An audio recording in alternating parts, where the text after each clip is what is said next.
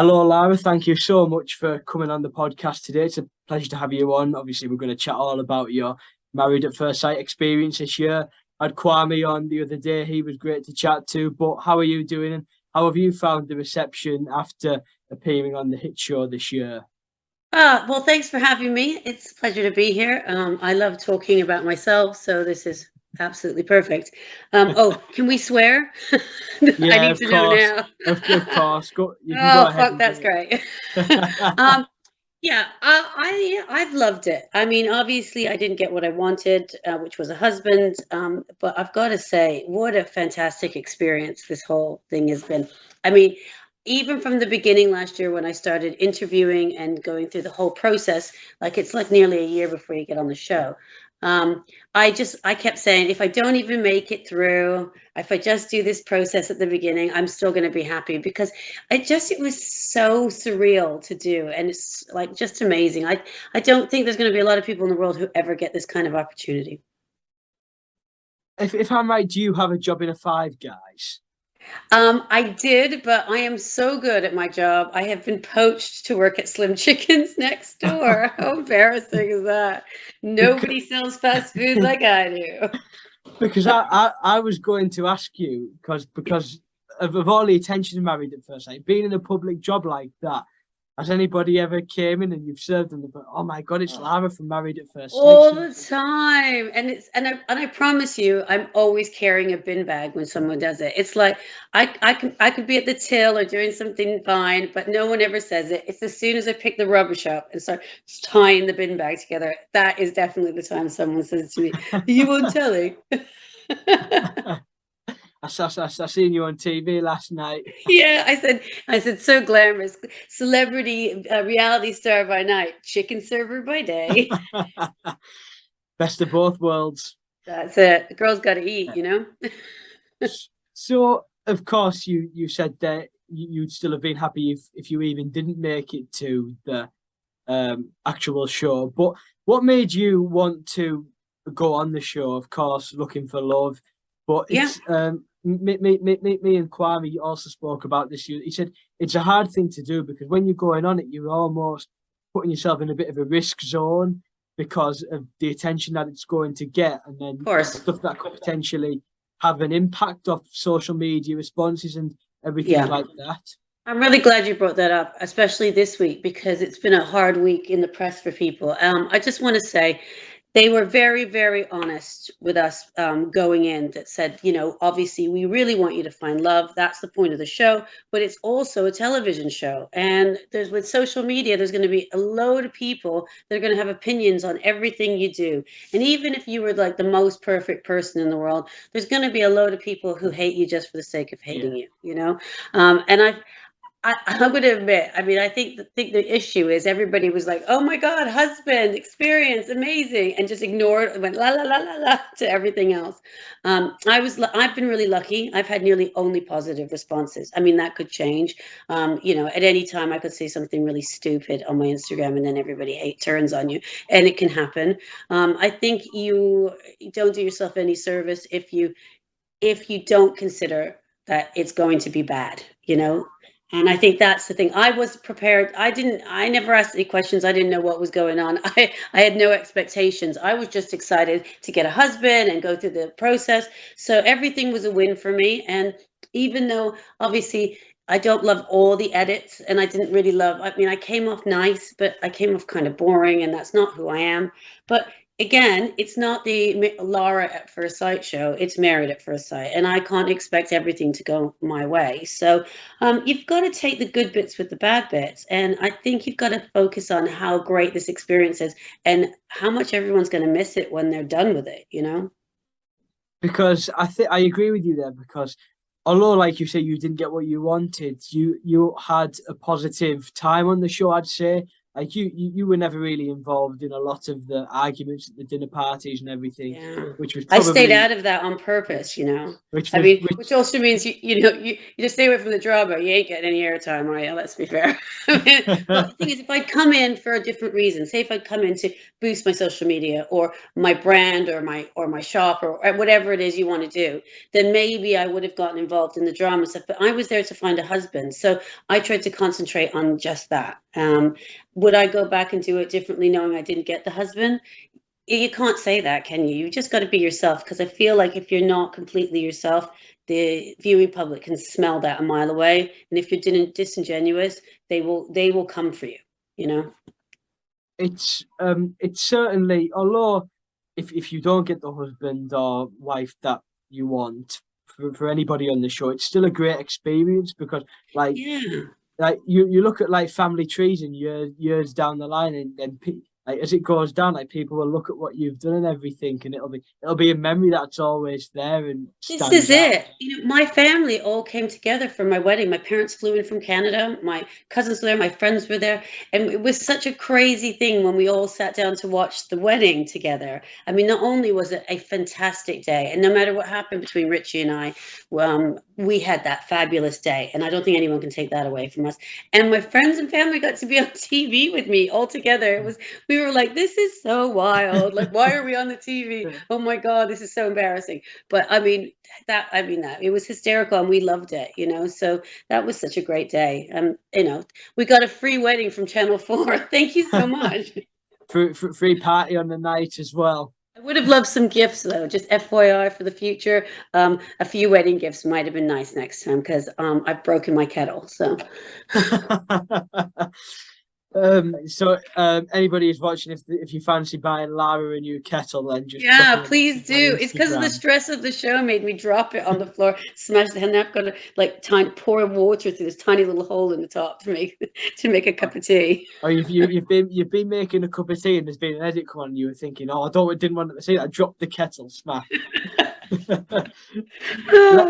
Let's talk about that wedding day, because of course it's the start of the whole journey. How nervous were you leading up to that? I was actually really fine. I think it's because I never think things through, so I'm never afraid of anything.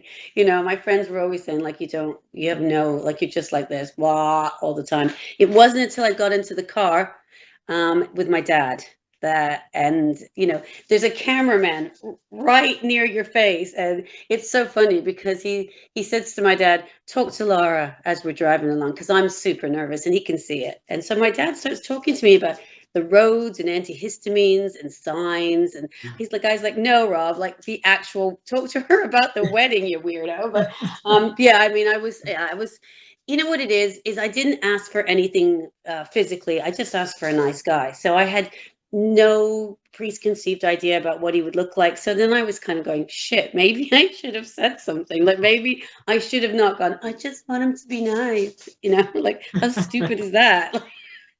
When there's going to be a troll at the end of the aisle. But yeah, so I was starting to think, oh, maybe you should have like actually asked for things. But it was fine. Like I thought Richie was great when I saw him. So it all worked out for that, for the wedding.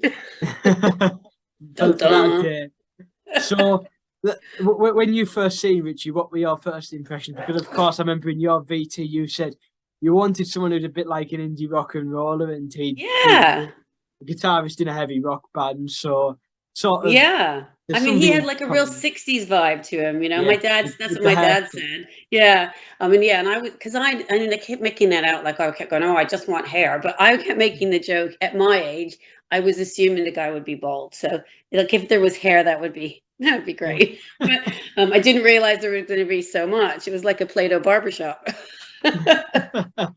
I did pull on his hair a bit because I was totally sure it was a wig. So trying to see if it was genuine. I think gave a little tug the next day in the taxi. Did you two feel like you had a lot in common with each other?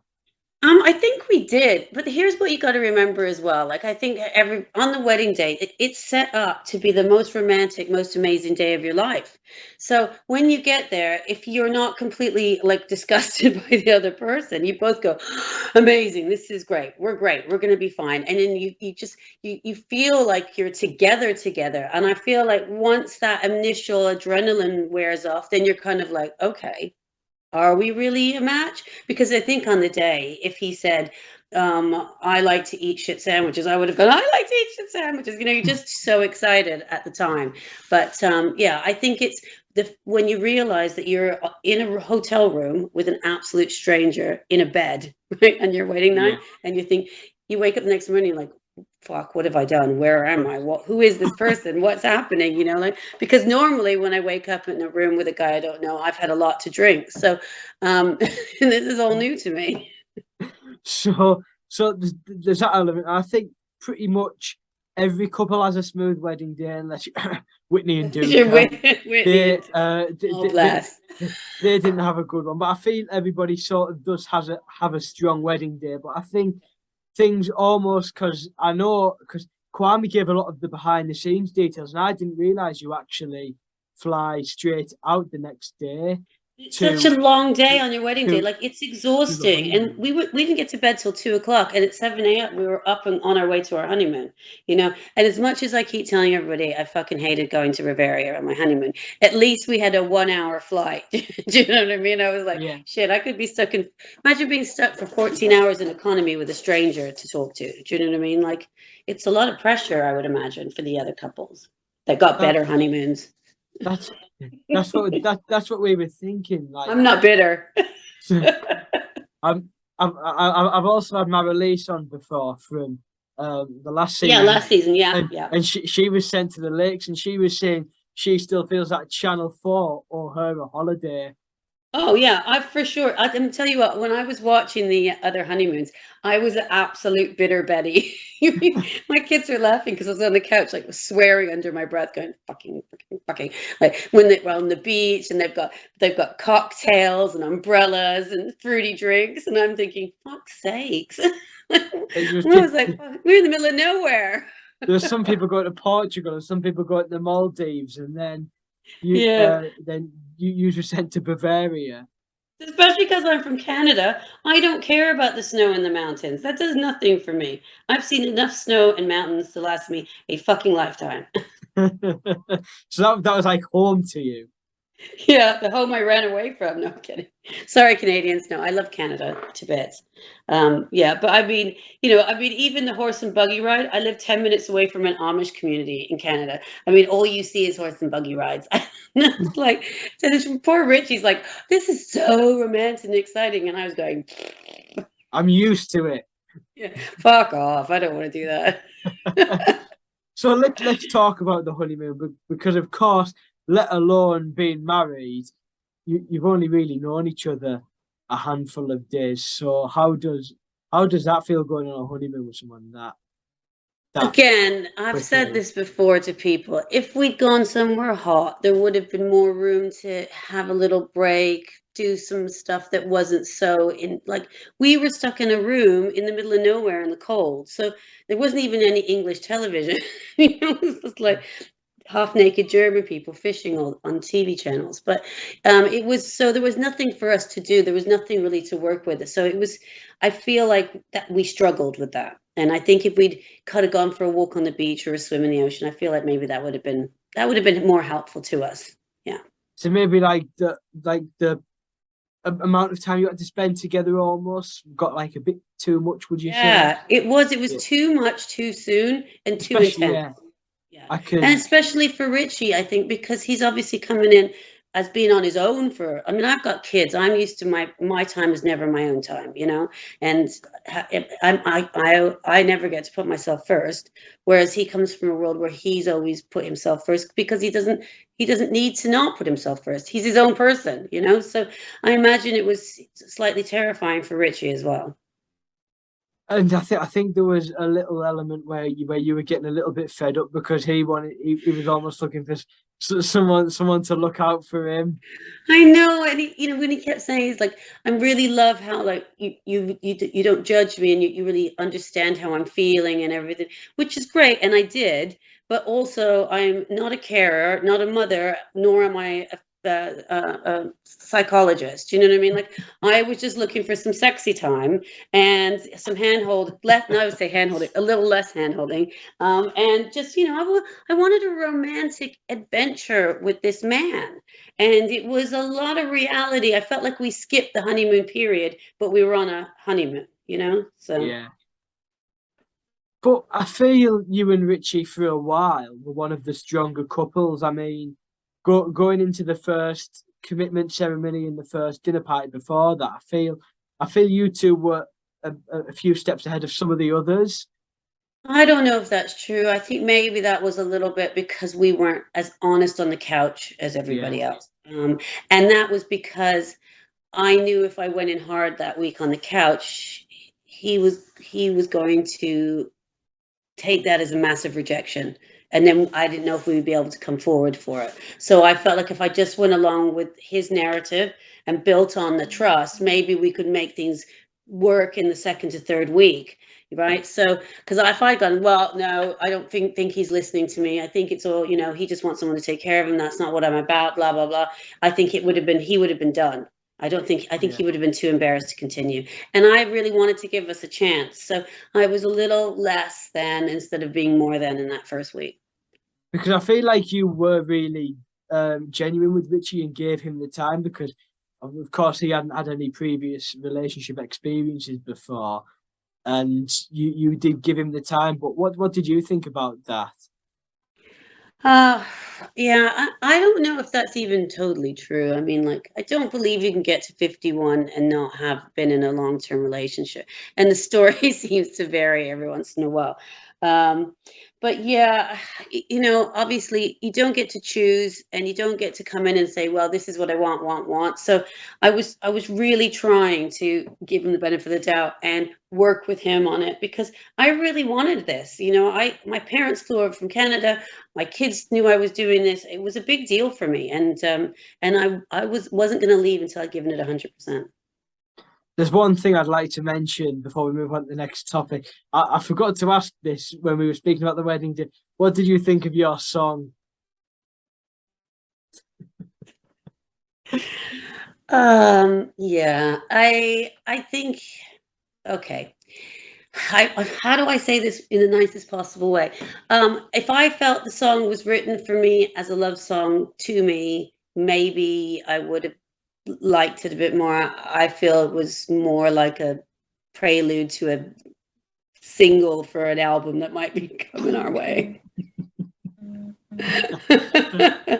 And like I said, he said, I have something I need to show you. And I was so terrified what the fuck that was going to be. Like, honestly, I couldn't feel my hands in my face. So I was like, okay. But yeah, the guitar thing, I loving it? I think you can see on my face how confused I am by the entire thing. Yeah, I think Lara, we can tell your reaction to I shouldn't play poker, right? that.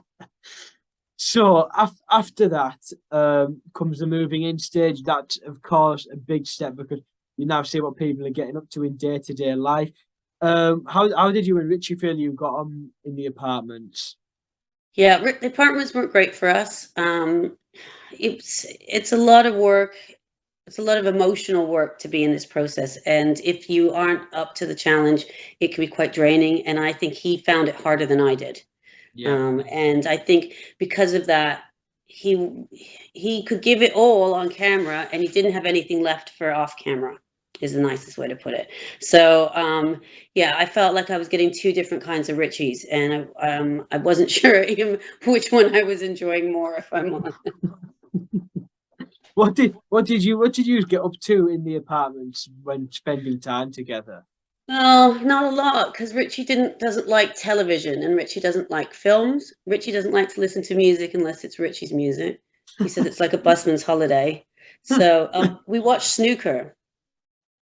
Watch The snooker snooker. championships were on, so we watched snooker. That sounds quite exciting. Living was there. Listen, I already left living my best life at Five Guys to come and live my best life watching snooker for a week with a stranger.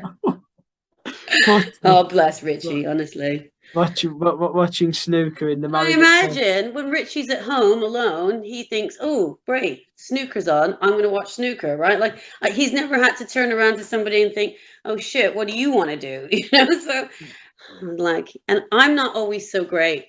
I'm kind of a get along person, so sometimes that's on me as well because I'm a little like I kind of sit there and sulk and pull some faces on the hopes that the person I'm with is going to get the hint that I am unhappy with this. But he didn't. It's the funniest thing as well because I made me laugh. He he says on camera, I could see George was really upset and not happy. I could tell by his body language and his face. Well, he couldn't tell a fucking thing I was trying to tell him for 2 weeks. Do you know what I mean? I was doing this with like glow sticks at the end of a runway, and he didn't fucking sense a piece of it. But George, in the 2 minutes we were in that dinner party, he could sense the hurt and pain. Hello? Let's it's about the snooker situation. It's safe to say, Lara, will you be watching much snooker again? I'd rather eat my own vomit, I think. That's like watching paint dry, really, isn't it? I Yeah. honestly I couldn't tell if he just didn't get it or if he was doing it to kind of quietly torture me. So it doesn't sound like you had the best time in the apartments together. No, no, not really. No, it's gonna be a no for me. so, so this is where we really started to see cracks to show once you'd moved in with each other. And then there was a yes week. Did you enjoy your game of football? Um, yeah, I'm shit at. I think we can all agree I'm shit at football, but I think we also noticed he was kicking those balls straight at my face, not and kind of hard. I'm not a professional. You were shooting past you. It's like I don't know what's happening. Well, there's some people playing on a five-a-side pitch next to us, and they asked why the camera's there. And they told them that we were playing in the World Cup, and we were doing some kind of documentary about it. And then I come out with those fucking pigtails and that glowing vest dancing around like an idiot, and I probably thought, what is going on? So, but at the end of that, you had a kiss, didn't you, on the pitch, We did, and yeah. then that sort of gave people, oh, these two might like each other. Well, we Uh, did. We moved on and we had sex, didn't we? So I mean, it was. Here's the thing. After the first commitment ceremony, it looked like things were moving forward, and I was like, "All right," kind of like, "Yeah, let's go. We can do this." And then when things went kind of backwards, he still thought, "Well, things are progressing sexually," but I was only thinking that when the things were great, and then when things start being so great, he was still there, and then suddenly I was here, which was a bit of an issue. But then I thought, like, what fixes everything in a movie? Sex. I mean, I'd say a baby, but I'm too old, so. so that'll do alone. My parents were horrified. I'm basically going, I tried to fuck my way out of it. My parents were like, great, we raised such a lovely girl. Um, but yeah, I just thought maybe the intimacy it would bring it closer together. Maybe that's what we needed to do. Maybe we needed to less snooker, more sex. So Less unfortunately, snooker. that was not the case. I like that quote. Less snooker, more sex. And there's women all over the UK saying that right now. And insert sport here, right? Any so, sport. so of course the next night was that night. I think if I'm right, when you and Richie went to the dinner party separately. How Yeah. did that feel for you turning up as the last person? Yeah, it Um, was horrifying. It's first of all, it's like it's hard to go in on your own. It just really feels wrong. You feel like you should have your partner with you.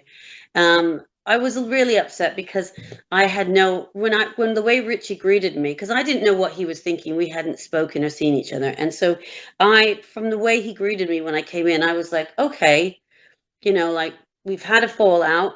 maybe he'll want to talk about it later. Maybe we can work this out. So I was like, thought, okay. And then watching it back, hearing him sit on that couch going, been on my own for 51 years. And she's like, she goes off on one and I don't know if she's going to show up. Thing is, I told him I would always show up. Even if we fell out completely, I would never walk away without telling him why, because I just think that's rude. So I thought it was a little dramatic on his part when I think he knew I would be there. So. And then the next night was, of course, the night you quit the experiment. Was that just, what were the reasons? Was it just all over for you? You didn't think it was going to work?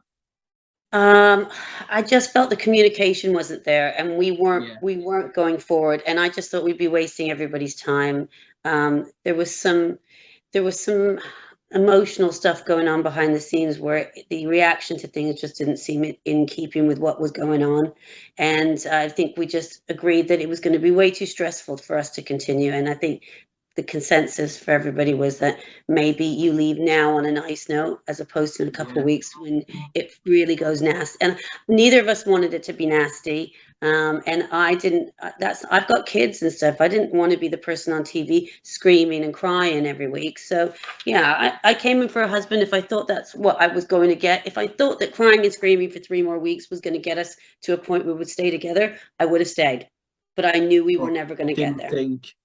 Yeah, it was a waste of everybody's time and it wouldn't have been authentic. Of course, it's disappointing that you didn't get what you wanted, but did I you? never get what I want. So it's fine. Just add it to the list. I'm sure you made good friends on the experiment, though. I'm sure that's something you wanted. This is it. Like, yeah, okay. Did I get what I came for? No. But I met some amazing people.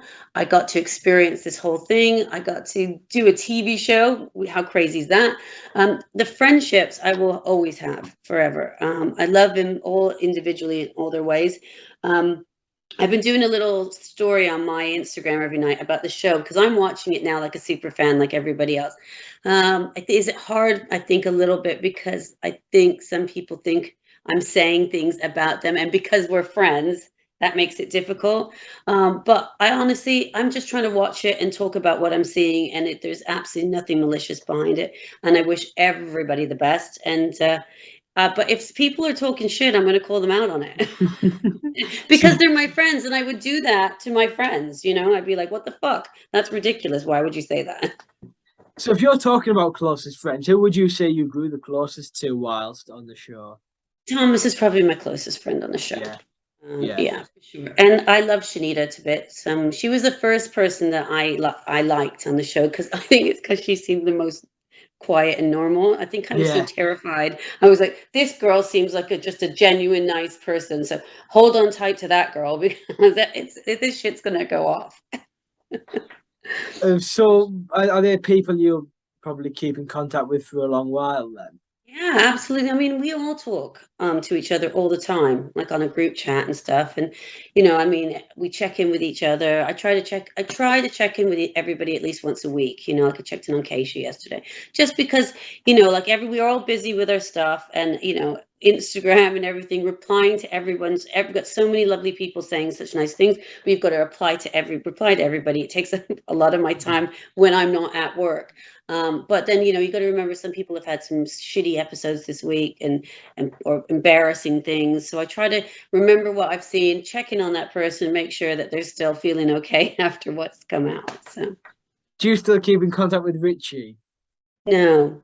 No, I didn't think that would be the case. No.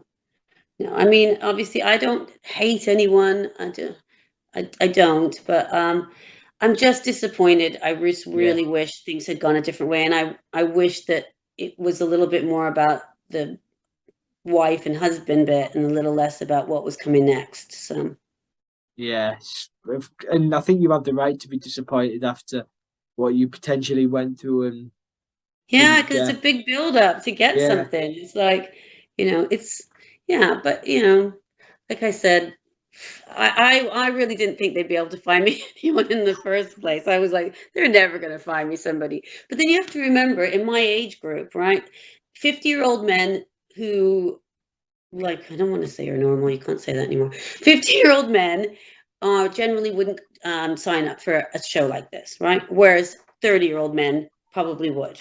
So Yeah. I imagine they had a slim pickings of the guys that they could match me with, you know? So that's the problem.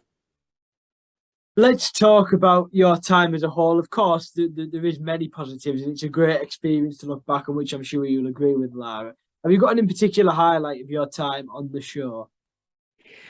Um, I just love the behind the scenes of everything. Like Yeah. I love watching how the show got put together.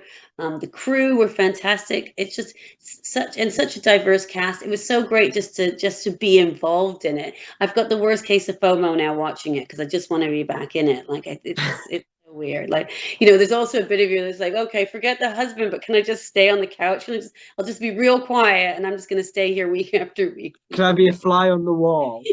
Well, they literally were taking the set away, and I was still on the couch holding on to it. And they just picked the couch up with me on it and then walked out with it. They were like, "No, Lara, get in your taxi and go home. You're done."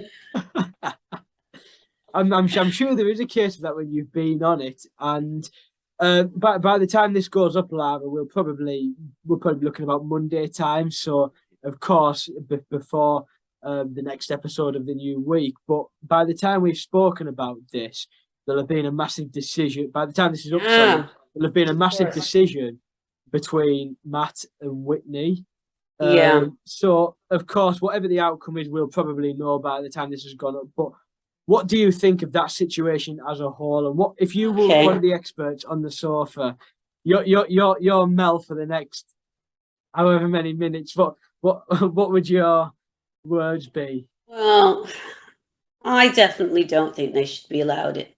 Okay, it's not because they felt feelings for each other. That's not my issue. I think the way they've gone about this situation has been very unkind and ungracious, and I feel like they don't seem to have any remorse or any inkling that it's about anybody but their happiness. And I don't think that's a great way. And I think everybody's put so much into this experiment and they've done everything they're supposed to do. And I feel like it's going to be hurtful to everybody else on the show.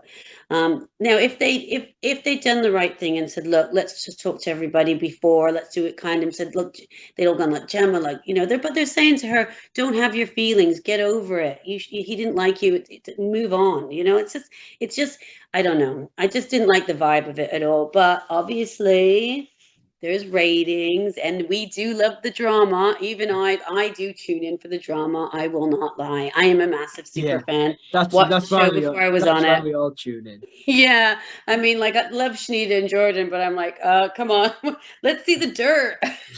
Terrible, I know, but yeah, I'm all here for the drama. So, but I like the drama, but I didn't like how unkind it was. That's because I think it's Married at First Sight, not Love Island. You're not This going is exactly what I've been saying. to find Like, a connection. It was a dating show where you came to find love. It's not come on a show and find love. It's come and find love with this person we put you together with.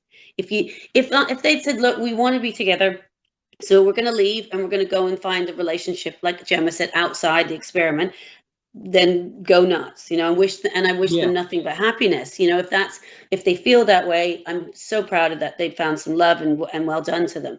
But it's just that's not why they came here. And I know that Whitney actually did try with Duca for weeks, right? And she did say leave, didn't she? And then she was Duca was dragging her along for the entire process for some reason. But he didn't seem to try. Like he wasn't even living with her. Well, he had his own apartment in various countries since this experiment started. Like Gemma would blow her nose and he'd go, oh, I'm out. Gemma opens the door. No, I'm out. It's too much. So there's of course that element of things. And I think Zoe also hit the nail on the head because she said that Duke has been disrespected, Gemma's being disrespected. And the process. Yes, I love Zoe for that. I mean, and I love that she stood up and said that. That's I think that was amazing. I had a lot of respect for her saying that. And I didn't like the way Matt just brushed it aside and said, you're like, he only wants to listen to people who tell him how great he is. Like because he said your opinion's irrelevant, didn't he? Yeah, Which was a bit disrespectful. Which was disrespectful. yeah, Because like you say, yeah. he only wants to hear about the people that are saying good things If you about him. support me, let's have a chat. Yeah. If you don't, fuck off. What a great fucking way to live, though, right? I might start doing that. I only want people who are going to tell me how amazing I am. I don't want to listen to anything else. And if I'm wrong, keep your mouth shut.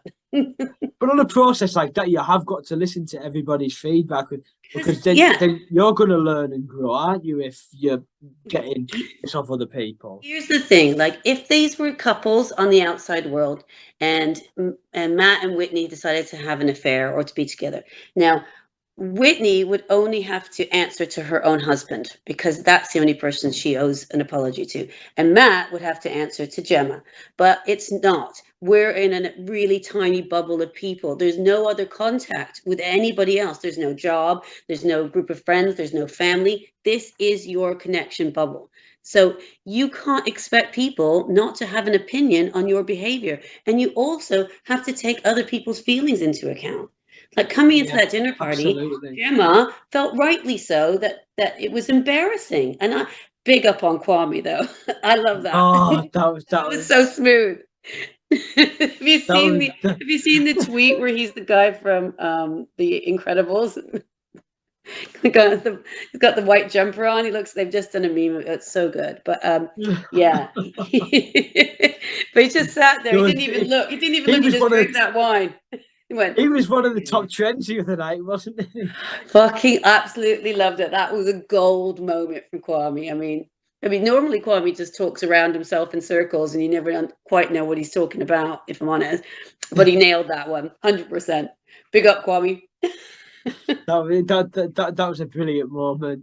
Um, so the final question I want to ask Lara is, of course, there's still got a couple of weeks left. Who do you think are the strong couples that are going to make it to the end? Well, I think we can all agree that Shanita and Jordan are flying Definitely, through this process right 100%. now. Yeah. And with all the carnage, it's still nice to know there's some There normality. is some love there between some Yeah. people. I think listen, I think Jenna and Zoe are going to keep plodding along. They have Yeah, good I weeks and then agree. they have not so good weeks, but they seem to be moving in the right direction and I love Yeah, that. absolutely. Yeah. I really had a good feeling about Kwame and Keisha, but it worried me when Kwame went into that and went, yeah, no, we're golden now. We're going to leave. I'm sorry, but Peace out. last week you didn't want to have sex with her and you barely were talking. This week, you're obviously having great sex because you both look happy as Larry, but he just thinks all the problems are fixed and it's all good. He's got what he came for. He's going home. There's some warning signs there. So, big red flags. So I'm a little worried for them, but I really do hope that they go the distance because I actually think they fit well together. Yeah, absolutely. And I think there's a big week coming up because especially when people are going to go back to people's actual homes and houses in the Yeah. hometown, that is really going to say a lot, especially when they meet. Except for Thomas and Adrian, who probably live meet. next door to each other. Oh, I'll tell you what, I can't wait until Thomas meets Adrian's friend Oh, Katie again. Katie. Oh my God, yeah. I thought Katie would have had to leave the country after all the shit she I got know, on yeah. Twitter. I thought she'd have to go to an extradition-free country. But the thing about Adrian and Thomas is they're like an old married couple. Do you know what I mean? A little Yeah. bit of bickering, a little bit of eye rolling, a bit of pick that up off the floor. Like Adrian coming out the bedroom one day and said, Thomas, why is there an empty meat packet on our bed? Like he'd had a packet of salami and left the packet on the bed. Thought Adrian was going to lose his absolute mind. Yeah, I can totally see where you're coming from with them too. Loves them both, though. Absolutely loves them. Be thrilled for them if they go all the way because they're very cute together. And the final thing I wanted to touch upon is I know if you'll have seen the preview, and there's something about Keisha saying to Kwame, "Why won't you take me into your house?" Yeah, that was weird, That's gonna right? be. That's gonna I be. heard, I saw somebody saying something on Twitter today, like, does he have a girlfriend? Is that why? Like, imagine if Kwame's got a wife and 3 kids all living in that house, and like, but he wanted this for his podcast, so he told everyone to keep. He's locked them in there for the entire process and said, "Don't come out, don't talk to anybody." Well, I don't know. It's such a weird thing, but Kwame always surprises me. He does some pretty bizarre stuff. So I can't wait for Monday. I can't wait to see all this coming out the next It's on couple of days. tonight. Is there one on tonight? So Yeah, it's not going to be all the Thursday. couples. It's tonight. Thursday, Yes. yeah. Yeah. Last But one of Keisha the did week. not look thrilled, did she?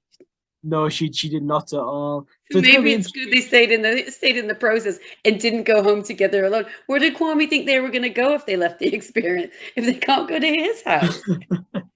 It's going to be interesting to see how all of this pans out tonight. It's going to be probably one of the episodes I've been looking forward to the most. Yeah, I'm very excited to see. I'm so glad I didn't make it to this point because my house is a shit show.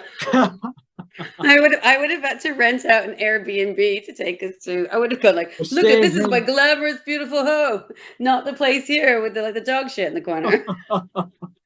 Lara, I just want to say thank you so much for coming on to chat today. You've been a fantastic guest. It's been a pleasure.